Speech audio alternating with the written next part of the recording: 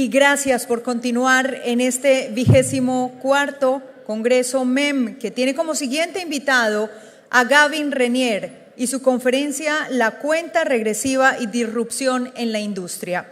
El señor Garvin es líder global del sector de energía y servicios públicos para el área de advisory en Ernst & Young.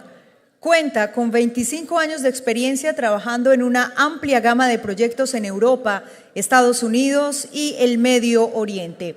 Ha dirigido programas que van desde la reingeniería completa de las centrales eléctricas, térmicas y nucleares, implementación de comercio y gestión de riesgo de electricidad y gas, ingeniería de gestión de activos, programas operacionales de excelencia comercial y programas de transformación que cubren el alcance de la mayoría de las áreas de las compañías de energía.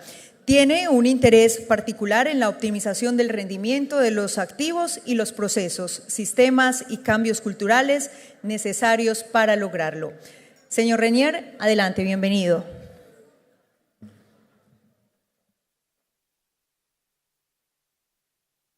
Buenas tardes y gracias por la oportunidad de presentarles a esta conferencia. Mi nombre es Garvin Rennier y soy un socio de energía con EY viviendo en México. Disculpe, estoy aprendiendo español, pero ahora hablo muy mal y les presentaré solo en inglés. So I'm delighted to be here and to join you all. First time I've been here, and share my thoughts on some of the most important topics of our industry in the coming years. Now, apart from my 5 years as a chemical engineer, I've spent virtually all of the last 30 years consulting in the power and utilities industry. During that time, I've been fortunate to be involved in many of the transformative events in the industry. The large-scale unbundling and privatization of traditional state-owned utilities, the rebundling of the industry to bring private finance and cross-sector innovation, the creation of true wholesale markets to create transparency of pricing, and the resultant exposure of the underlying economics of gas supply and power generation. Competition in the retail market to give customers choice and more focus on their needs. And more recently, the search for a sustainable, more diverse power generation solution, which in itself is creating the need for smarter grids, which I see spilling over into the water and gas sectors as well.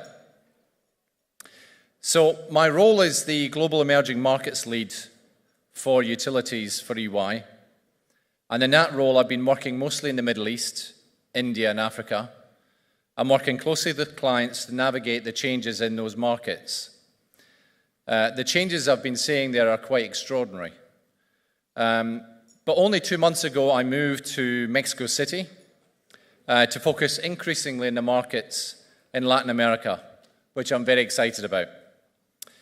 I'm fortunate to be able to speak from these experiences, but I truly believe we are at possibly the most important tipping points for our industry that will be very, very disruptive in the near future. So what are these disruptive points our industry is heading towards? Firstly, we've been talking about disruption of the conventional electricity system for years, moving away from the conventional generation, transmission, distribution system envisaged over 140 years ago by Edison and others. Are we about to see the true start of that change? Secondly, I actually said myself at a World Energy Conference in South Africa about 2 years ago that I had seen the death of the internal combustion engine. But when? And finally, if these tipping points emerge, what will the reinvented energy system look like? And how will digital solutions, customer, financial, and asset data play their part? Indeed, can we see a real convergence of industries, for example, transport and utilities? So EY's global industry team decided 2 years ago to embark on some research to try to understand the influences on these 3 tipping points, when they were likely to occur, and how this varied region to region, country to country. The way we've described these tipping points is shown on the screen. So tipping point 1, we have defined as a point where the economics and reliability of distributed solar and battery systems equals that of the existing grid.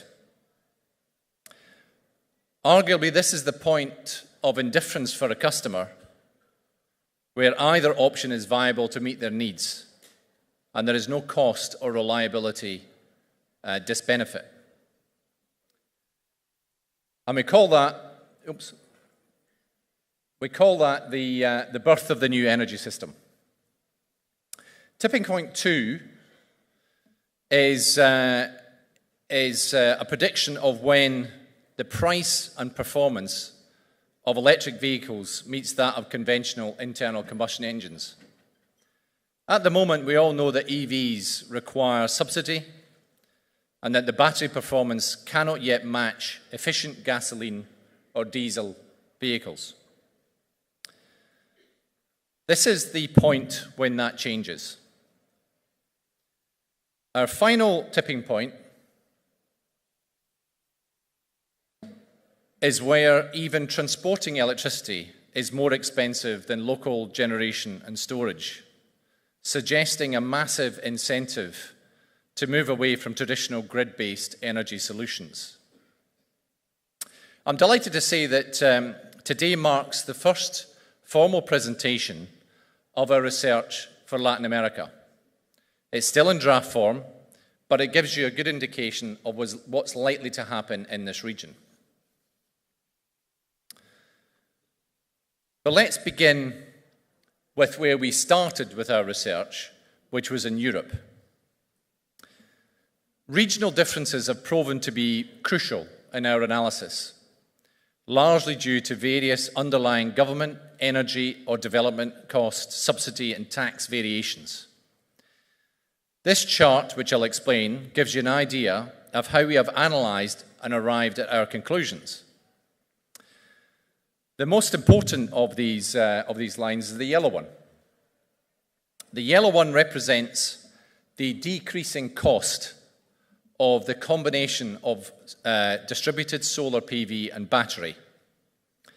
And it's typical of a technology that's in fast adoption and is seeing increasing economies of scale. Those combined cost curves are then compared with the existing costs of electricity transmission, distribution, generation. That combined cost is the grey line, and transportation only is the dotted line.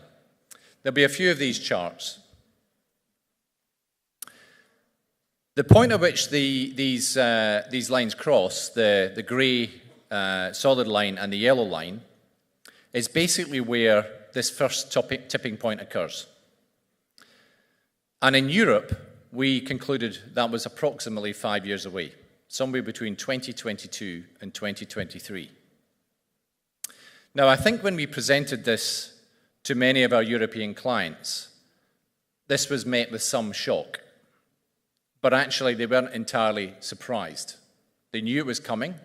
It was just they didn't realize how quickly. Now, point 2 is in fact fairly consistent, doesn't really relate to these curves. Point 2 is in fact quite consistent globally.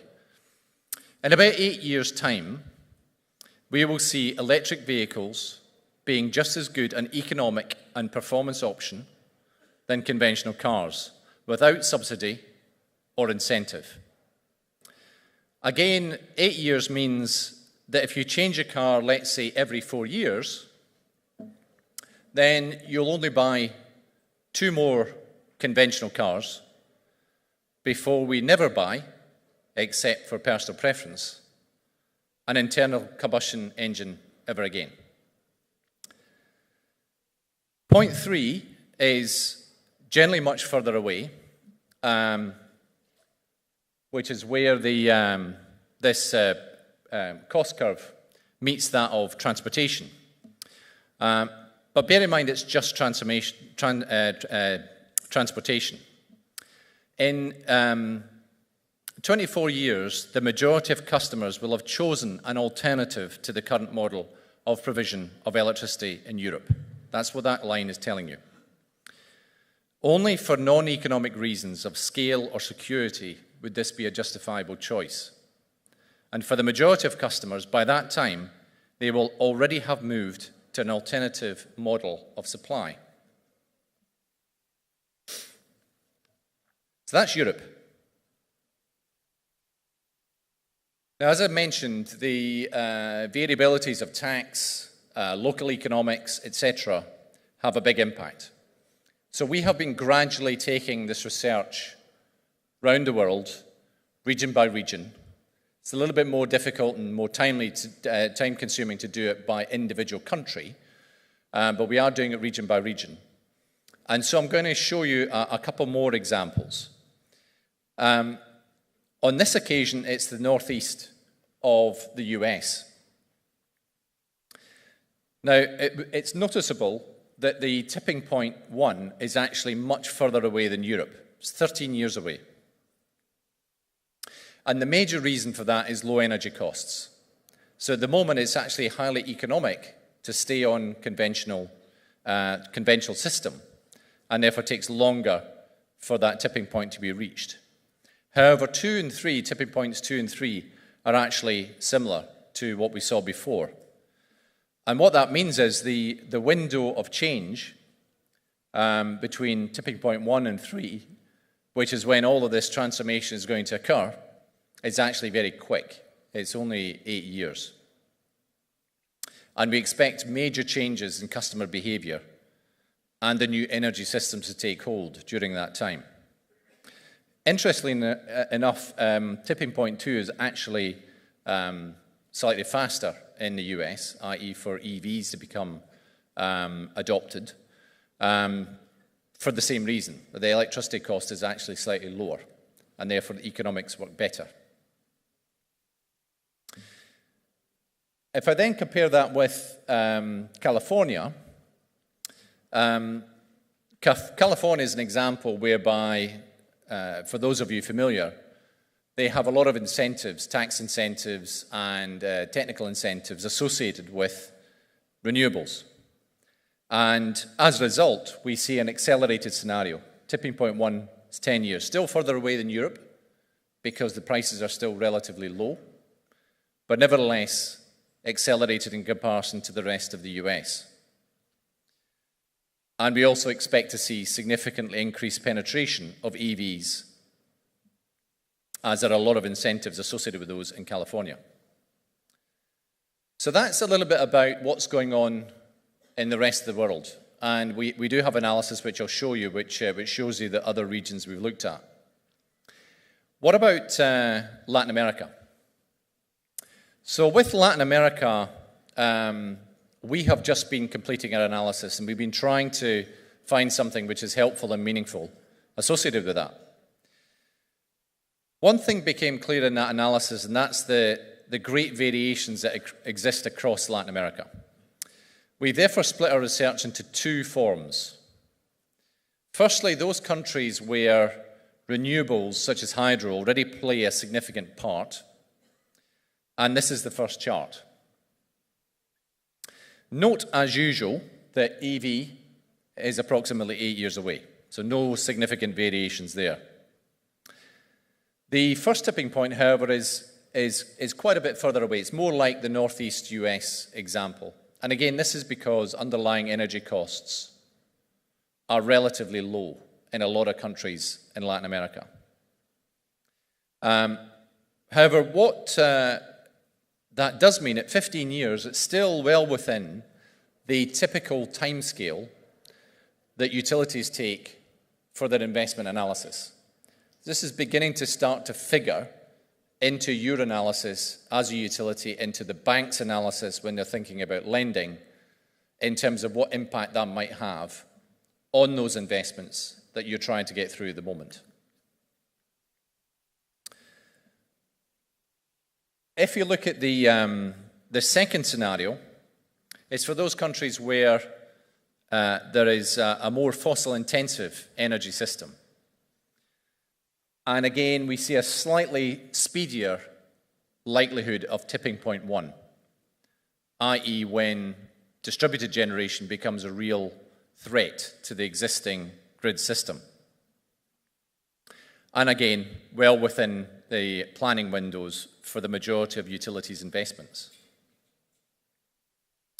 I've then taken Colombia specifically, since we're meeting in this lovely place of Cartagena.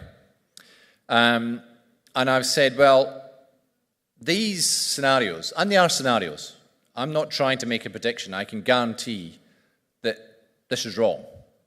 I can just also guarantee it's in the right general direction. But there are some things which could accelerate these scenarios in Colombia. And the technology, the specific technologies where we see that acceleration being possible, or most likely, are shown on the left-hand side. And those are solar PV and the adoption of solar PV, battery storage, electric vehicles, smart metering, and a fall in the distributed cost of solar. Those from when we did the analysis seem to be the most impactful in terms of accelerating tipping point 1. The combined effect of these, which means that if the industry moves, if the regulator and the government providing more incentives, that could bring that first tipping point back by up to 3 to 4 years. So 8 years rather than 12, 11 years rather than 15. And as a result, the influence of perhaps some people in the audience and also the influence of the developing market could see these scenarios playing out much faster or potentially slower than we're predicting. We already see, and I've put a few of the examples, and I'm not an expert in the Colombia market, having only arrived in Mexico a couple of months ago, but there are clearly some things which are beginning to drive some of this adoption. Examples are some of the policy changes by Craig to drive smart metering penetration, other examples by incentives being introduced for solar PV, etc. We see more of those happening, then again further acceleration will occur. If we then compare this across the world, what do we conclude? So Europe and Oceania are definitely heading the way. High energy costs, lots of incentives to move to more renewable-based generation is driving a very fast move towards tipping point 1.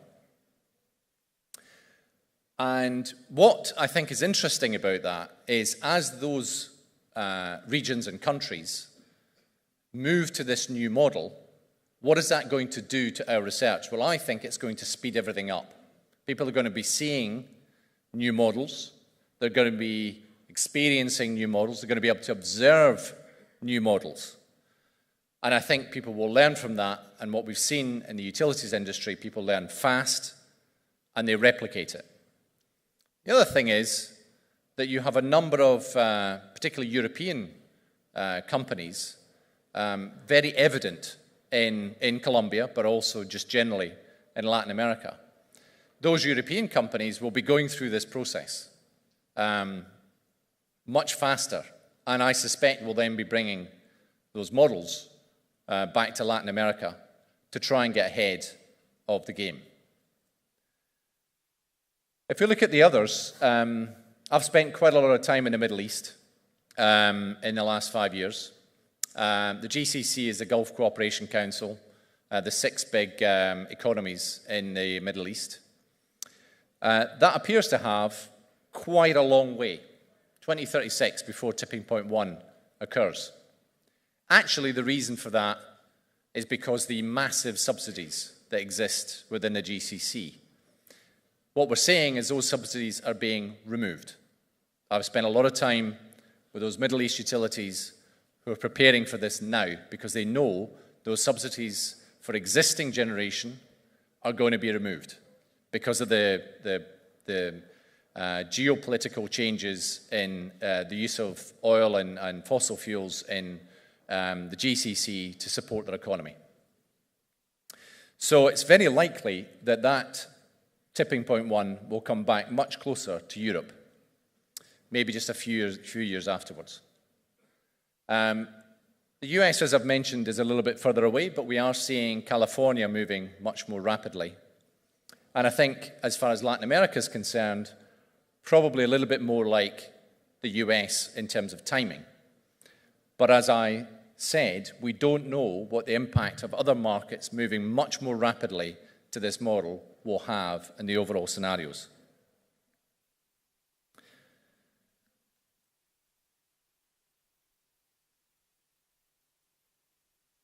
One of the things I mentioned was that in order for us to do this research, we had to look at a lot of technologies that could influence the way that utilities are operating now and will be operating in the future. This was mentioned by the previous speaker, and I completely agreed with a lot of the conclusions that she made. For us, the research had to focus on a certain number, and we chose 10. And we split those into delivery-related technologies and enabling technologies. And just to illustrate, because I think it's interesting to see which ones we felt and the research suggested were most important. The ones on the left-hand side were the delivery technologies.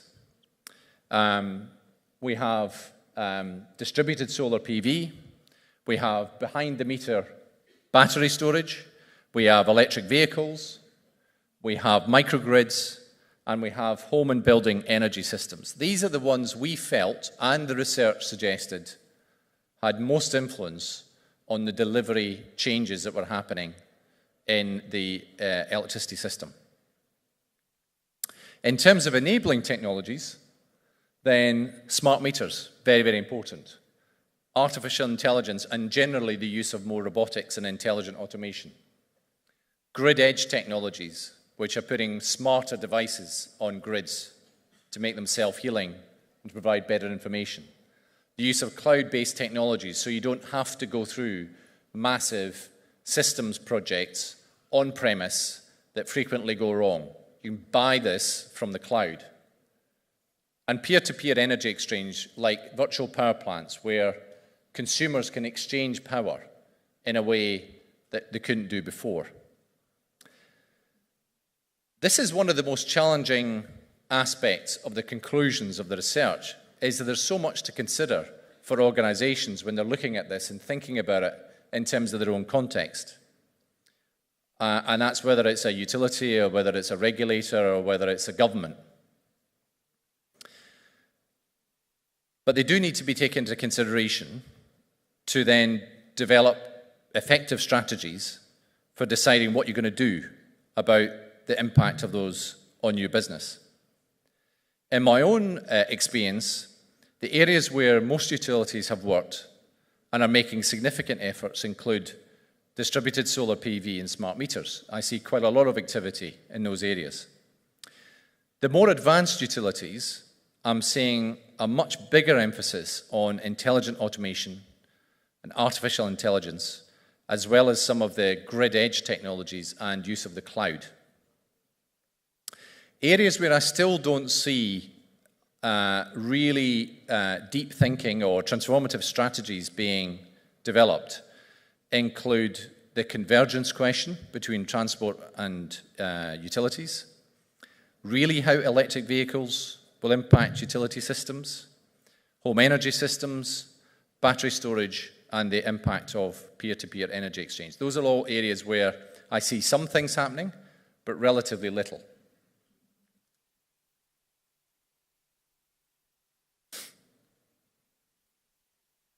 So, of course, the research is one thing. And as I say, my objective in presenting today is not to put a specific date on and be held to it. Please don't do that. The critical question is, how will this impact the functions of a traditional utility? Now, I'm not going to cover every aspect of this, but if you look at, for instance, the financing of utilities, we're already seeing banks and other institutions being much more short-term in their view of utility debt. The consistent expectation of good returns over 15 to 20 years are being challenged by this kind of analysis, and we're not the only ones who are doing that. In some locations, we've even already seen significant asset impairment as a result of these kind of changes. Something like $150 billion has been wiped off asset values in Europe as a result of the generation mix changing in a way that was not predicted and not planned by the utilities. But that's just one macro change. There's also the expectations of customers and what they're going to want and what they're going to be offered in the future, whether it's by utilities or by other organizations, and how utilities respond to that from a strategy and an operations point of view. So what can a utility do about it? I'm not going to spend another hour trying to explain the different ways that you could develop your strategy. You can do that. But I thought I'd illustrate a few of the main themes that we've been thinking about, which utilities can consider when they're looking at the changes that are going to happen in the utility energy system. Those 4 themes are shown on the chart from exit, ignore, embrace, and fight. And if I start with fight, the scenario here that I'm describing is where the utility attempts to own the new disrupted space and works with regulators and governments to control the transition to this new environment, and that the utilities continue to be the dominant player. It's a feasible scenario depending on where you are. But it will still require a massive change in the operating model for a utility as they pivot from a central generation model to owning the on-premise distribution generation environment. It's a very different kind of business you'll be in, even if you manage to go through the fight scenario. Embrace is where the new models for the market create opportunities for utilities to become integrators across the new energy system and pivot more towards using data and trust to aggregate and facilitate the new market. And I'll give you an example of that, which is Airbnb. Airbnb owns no assets, but actually controls enormous amounts of customer data. The question is there going to be a situation where utilities can control that central data in this new energy system? But again, it's a big change. It's a highly smart grid, smart technology-oriented strategy which will require vastly better IoT skills, solutions and capabilities that aren't typically present in utilities at the moment. Ignore is a strategy which recognizes that there may be a potential death spiral for certain parts of the industry, and that a network utility will experience that, and utilities work to retain their traditional role, but recognizing that their cost base, their investment approach, and their existing economic model, for instance, volumetric-based pricing models for transportation, will all have to change. So it's a very different system, but it may be a survival mechanism. And finally, there's the exit option, probably more for investors and owners, recognizing that returns on alternative assets may be more attractive. But these are just some of the examples of the strategies that utilities could adopt, and it's probable that all of them will be used in some way as utilities reflect on the strategy that they should adopt. But the one thing's clear is that given the timeline that we've talked about, it's urgent that all execs are beginning to take this into account so that they don't find themselves asleep at the wheel as the changes happen around them, as opposed to taking control of their future.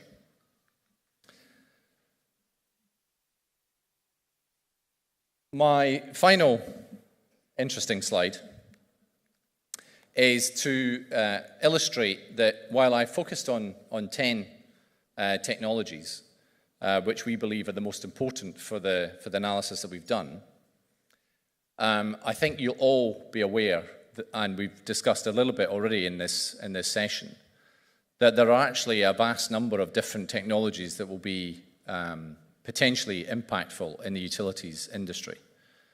And that any consideration of utility strategy or organizational change or developing new business models to respond to the challenges needs to take into consideration these technologies. But of course, it's complex to track and understand their implications. I've personally been involved in projects for clients for about 20 of these different technologies.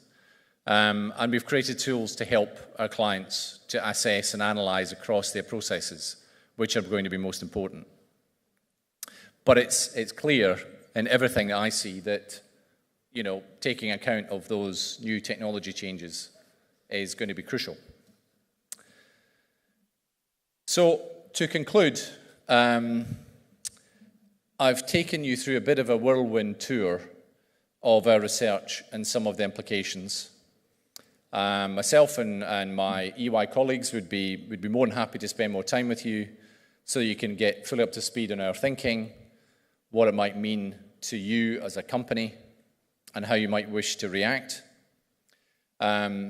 One of the things that we've observed is that some of our clients and some of the people in the ecosystem have been taking our research and applying it directly to their assets and to their business to see what impact it has, and therefore to test the resilience of their strategy going forward. But to conclude, I'm going to copy a colleague of mine who, when he does this presentation, he quotes Ernest Hemingway and Bill Gates. And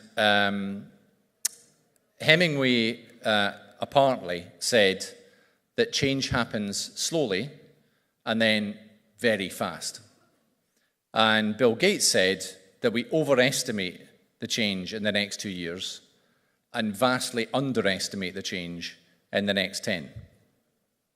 My own experience in utilities is very consistent with those two observations.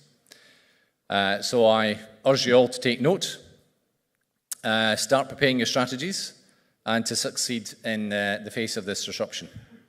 Thank you very much.